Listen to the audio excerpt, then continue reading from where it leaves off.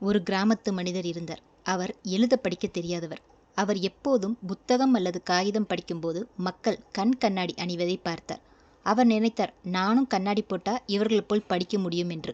ஒரு நாள் அவர் நகரத்திற்கு சென்றார். ஒரு கண் கண்ணாடி கடையில் சென்றார். கடைக்காரரிடம் படிக்க ஒரு கண்ணாடி வேண்டும் என்று கேட்டார். கடைக்காரர் பல வகையான கண்ணாடிகளும் ஒரு புத்தகமும் கொடுத்தார். அந்த மனிதர் ஒவ்வொரு கண்ணாடியும் போட்டு பார்த்தார். ஆனால் எதையும் படிக்க முடியவில்லை. அவர், இந்த கண்ணாடிகள் எல்லாம் எனக்கு பயனில்லை என்று சொன்னார். கடைக்காரர் சந்தேகமாக பார்த்தார். பிறகு புத்தகத்தை பார்த்தார். அது தலைகீழாக இருந்தது. கடைக்காரர் சொன்னார், உங்களுக்கு படிக்க தெரியாது போல் இருக்கிறது. அந்த மனிதர் சொன்னார், ஆம், எனக்கு படிக்க தெரியாது. ஆனால் கண்ணாடி போட்டால் படிக்க முடியும் என்று நினைத்தேன். ஆனால் அந்த கண்ணாடியிலும் படிக்க முடியவில்லை. கடைக்காரருக்கு இப்போது உண்மையான பிரச்சனை புரிந்தது.